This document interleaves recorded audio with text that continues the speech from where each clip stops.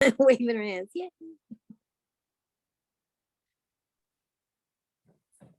Good evening, friends. Sean Alcoholic. You almost made me cry, Teresa. Thank you for those nice words. Yeah, just give me a second. Just a little moment of silence, some stillness. So I'm so grateful to be here tonight. As my friend said, I love talking about God, and I love talking about Alcoholics Anonymous and what has been done to me in this beautiful program that we have. The subject that I chose, the topic,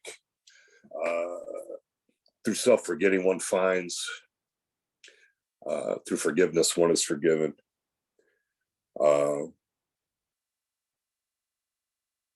That transformation has taken quite a long time with me. I am definitely of the educational variety.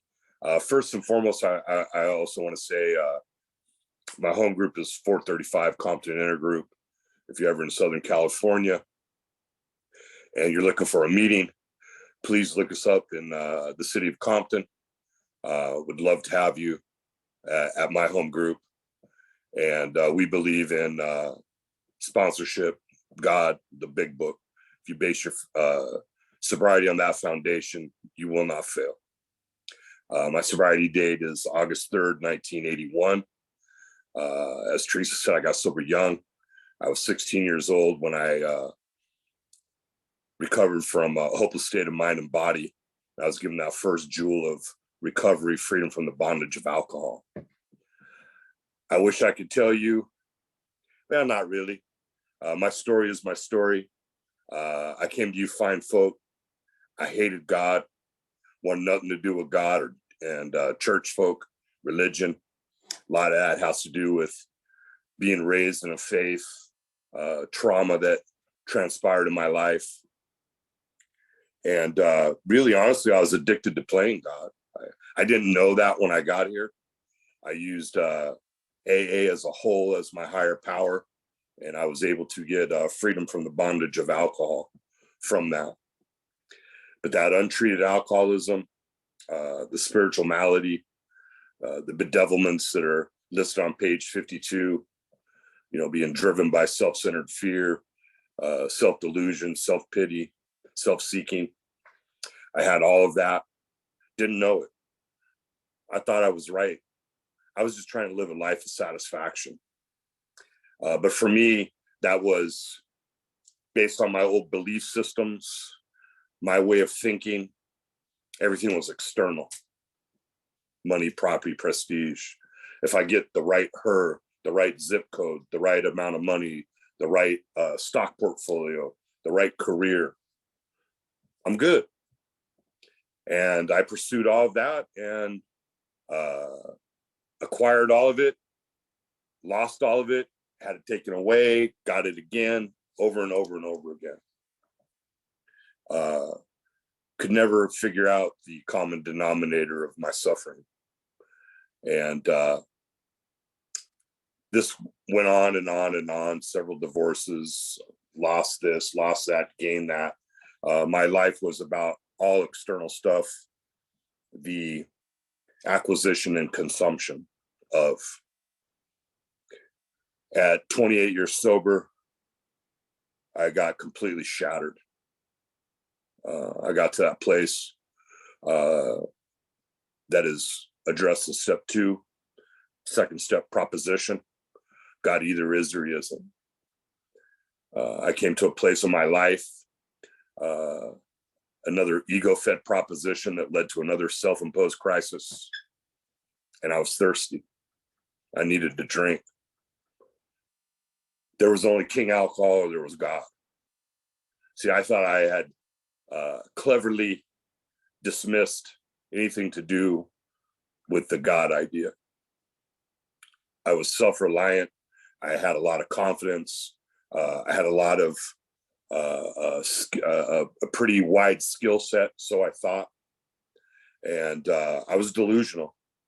But from the outside, from the external, from what society says is successful and should lead to happiness, I was doing okay. But as I said, that self-imposed crisis completely shattered me. See, I had turned life into a war, and I was willing to do whatever it took to get what I want. Just like I was willing to do whatever it took to get a drink, I was willing to do whatever it took to get what I wanted. And in that moment, sitting in front of my house that I'm sitting in now, in my car, coming apart, full of anxiety, fear.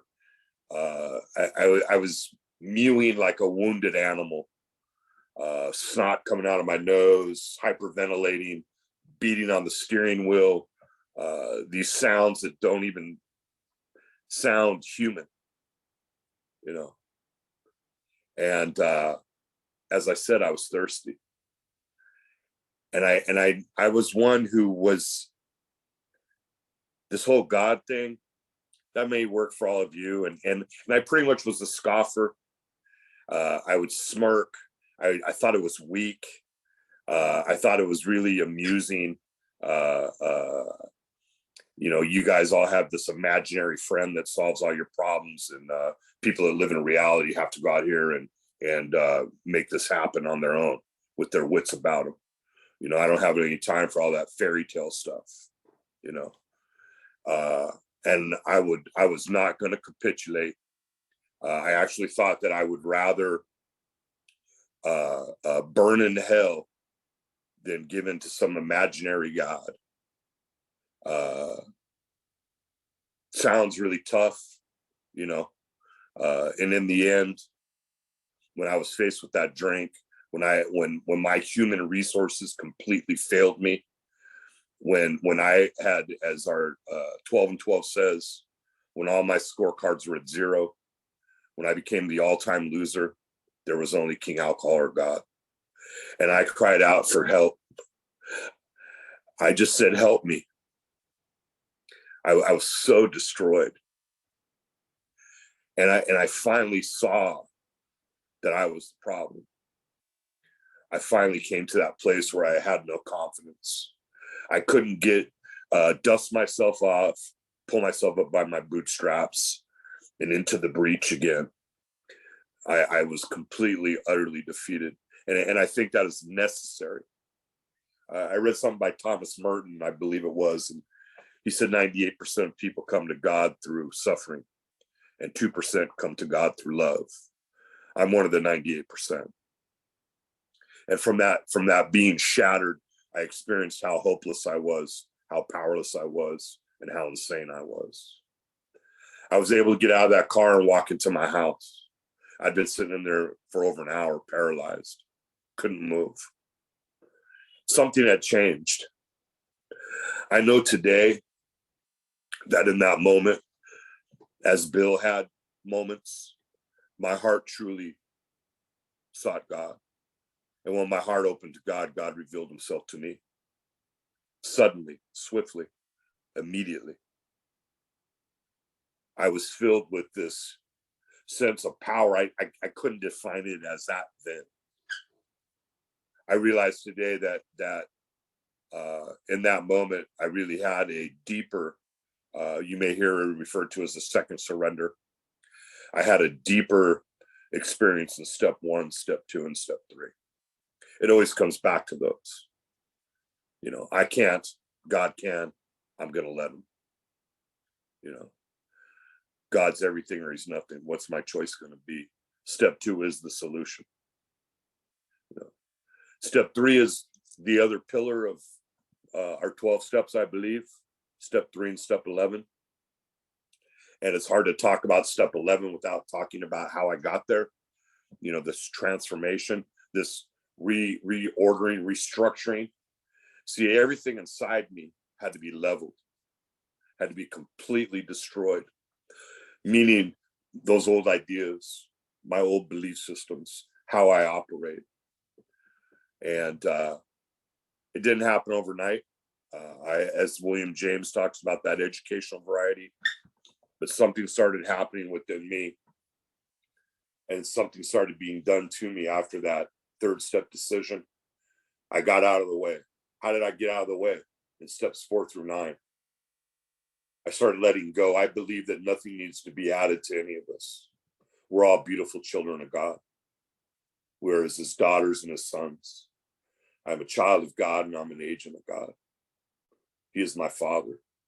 I truly feel like the prodigal son most days. You know, I'm so grateful to be back at my father's table.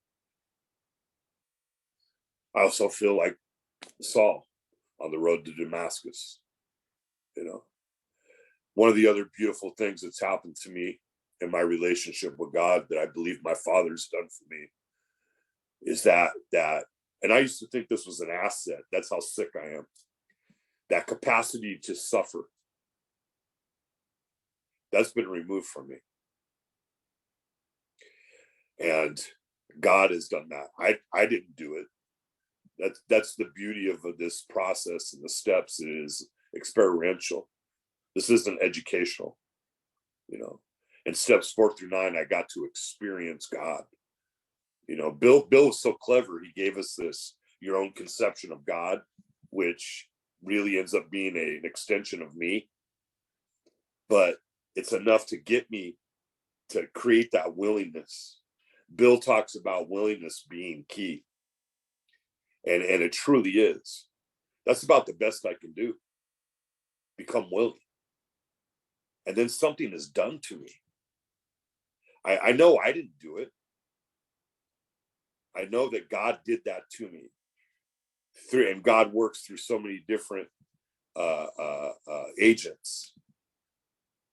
And what has happened, what is the transformation that has taken place, has led to this way of life. You know, step 10, step 11, and step 12 are so interwoven.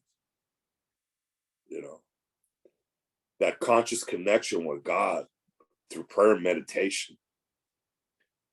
You know, when I first started utilizing prayer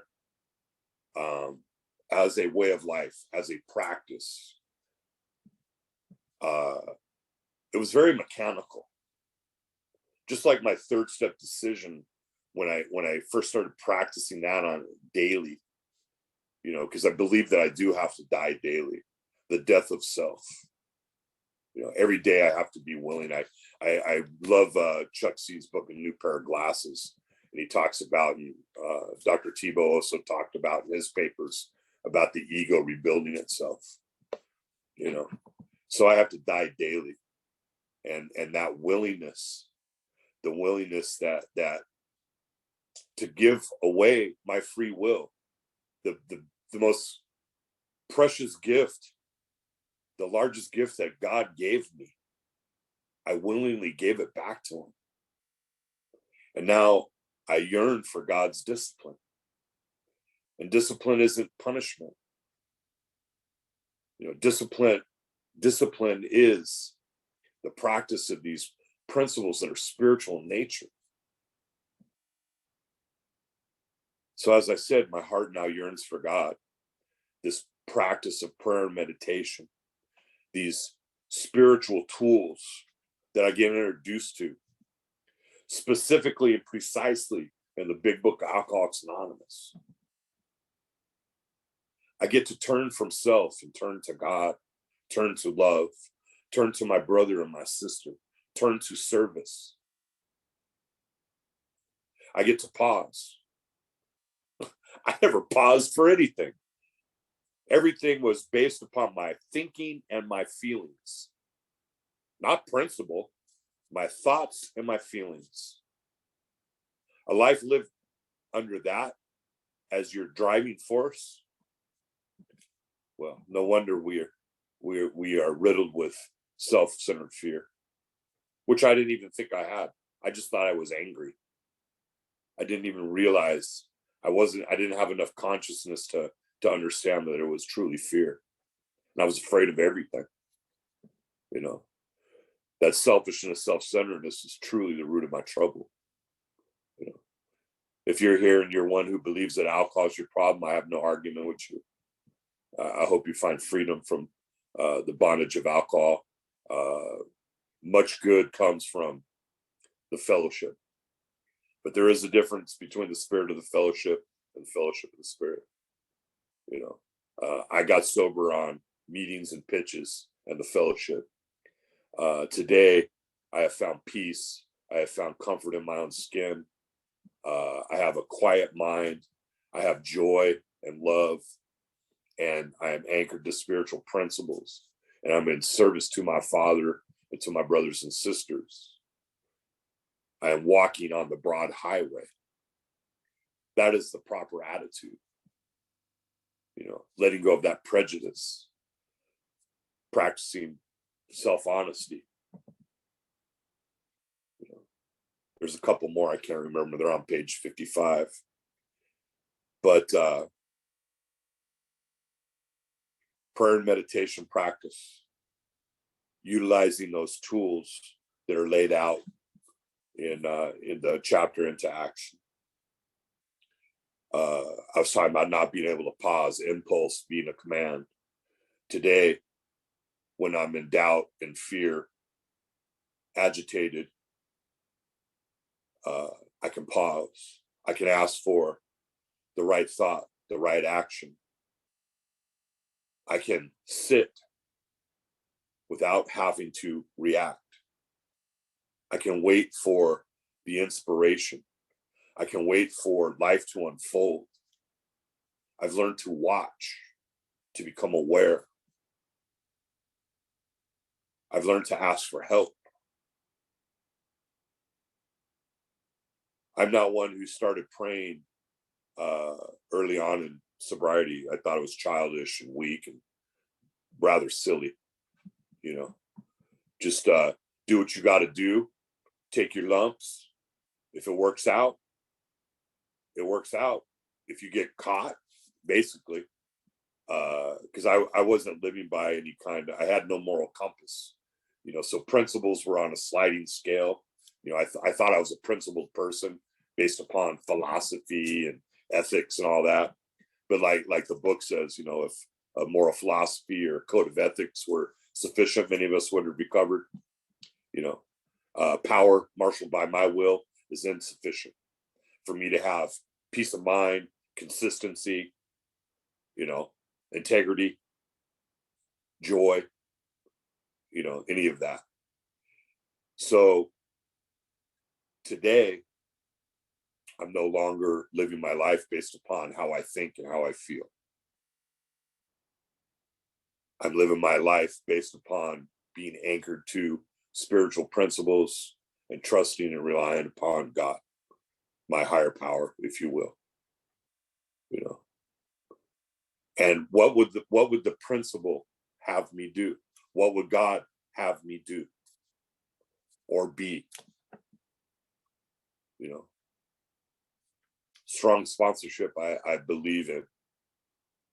My sponsor started directing me towards positive action being key. And I came to believe through experience, being contrary action, that right action would lead to better thinking and better, I would have a more balanced emotional nature, leading to right living. See, I always thought that I had to think my way out of situations. I had to problem solve. I had to troubleshoot. I had to take care of it. I had to make a move. I had to make something happen. And getting to a place in life where I've given every area of my life to God has taken some time. Like I said, I'm not somebody who came to prayer early on. I've only been praying as a practice for about the last 8 years now. I came to it more as out of curiosity, having an open mind, no real expectation. I just thought my sponsor prays, other people who have what I want, I'm seeing a difference in who they are, how they carry themselves. They pray. I consider myself relatively well read. People that I enjoy reading, they talk about prayer. So why not me? And I was really, really shocked. I will say that I am still in awe of the power of prayer. Prayer has repaired much of my negative thinking, much of that clever scheming that my mind always seemed to do of its own volition. I don't know about any of you, but I have this committee in my head, but I'm actually the chairman. And through prayer and meditation, my relationship with God, I actually have some say so. I can tell them, hey, that's enough, quiet down. Thank you, but not right now.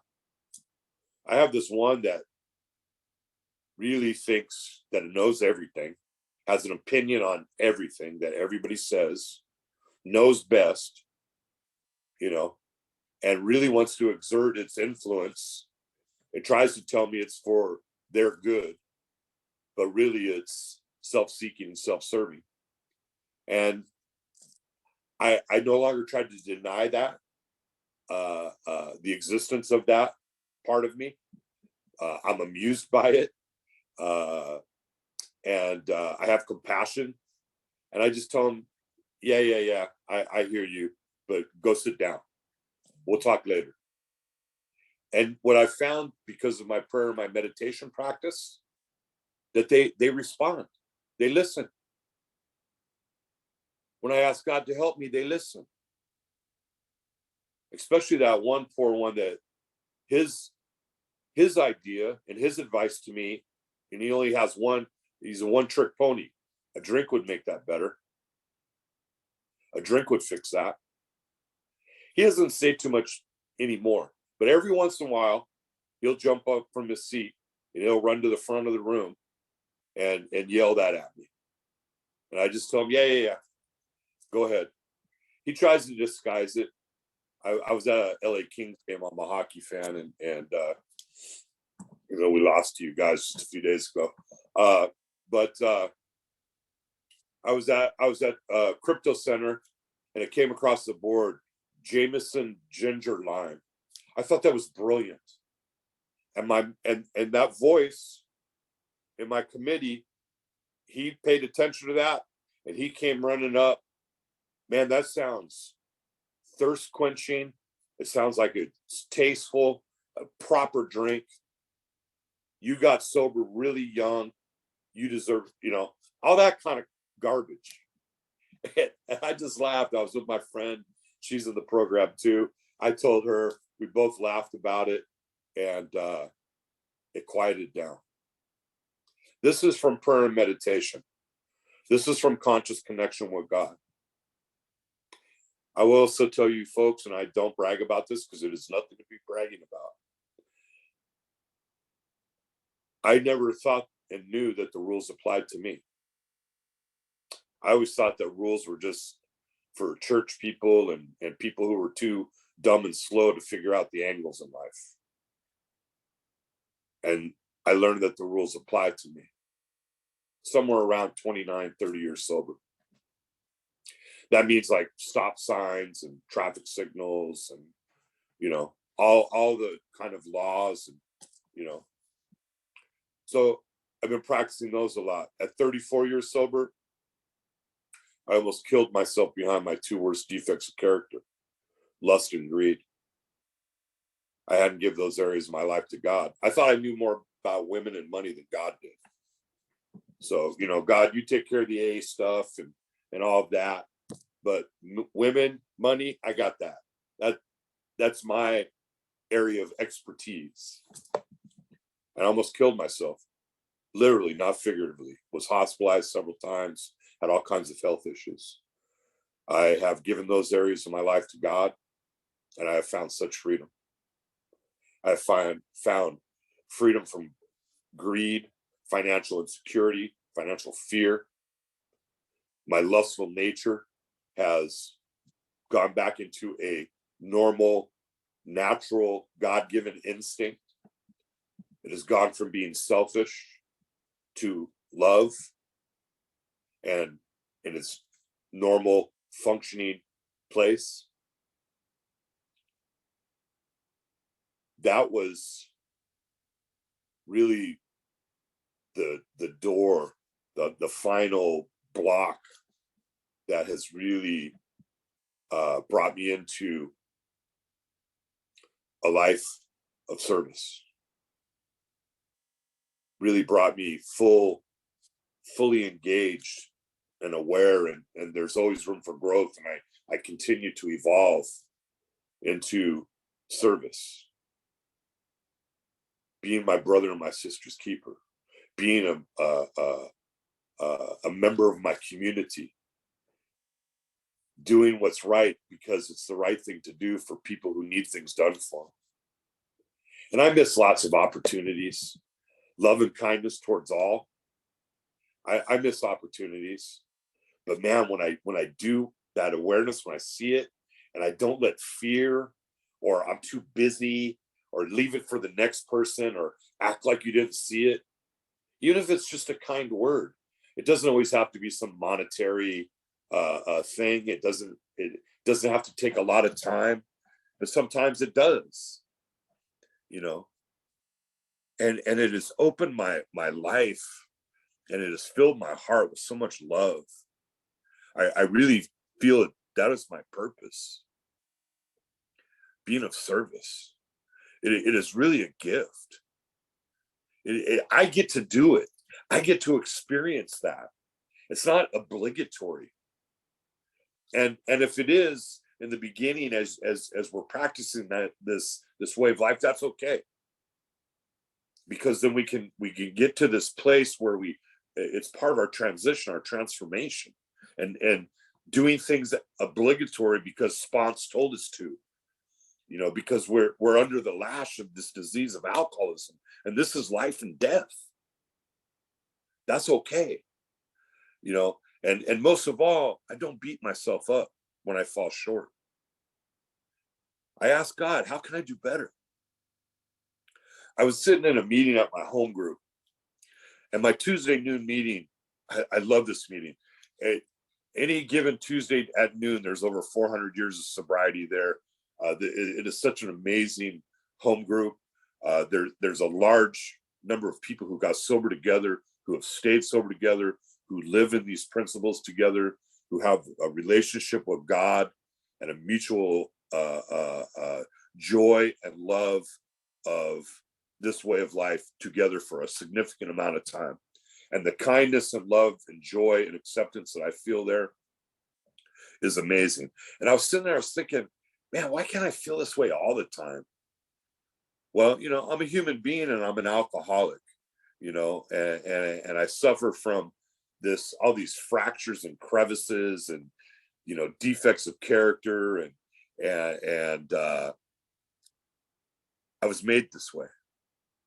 And I've come to believe that those are all opportunities for me to learn more about myself. It's also a continuous reminder of how much I need God, how much I need all of you. You know, so I don't beat myself up when I fall short. I ask God to please direct my thinking. Please help me to be a better man. Please help me be a better servant. See, I believe in prostration. I take that position to my God, and I take that position to my brother and to my sister. Not less than, but a lower position, to be of service. You know, I practice that. I work at that. Every human being is important. Every human being is important. I came to you fine folks so selfish, so sick, so full of self, so full of self-centered fear, could not let go of my trauma. In the program of Alcoholics Anonymous, through the 12-step process, through strong sponsorship, the people who abused me, the people who perpetrated on me, the trauma that I suffered, I was able to forgive them. I was able to turn to God. I was able to embrace the principle of I forgive everyone for everything. I stay anchored to that. Am I perfect at it? By all means, no. But see, I got to get to that principle to be free. So I have to let go of anything that is in what you'd say is column 1 and column 2. And I got to start looking at what it affects in me. And why am I affected like this? And what's my part in this? And I got to turn from self-centered fear, turn from selfishness, and turn to God, turn to my brother, turn to my sister, turn to service. This is how I have been found. This is self-forgetting. This relationship with God is the most important thing in my life.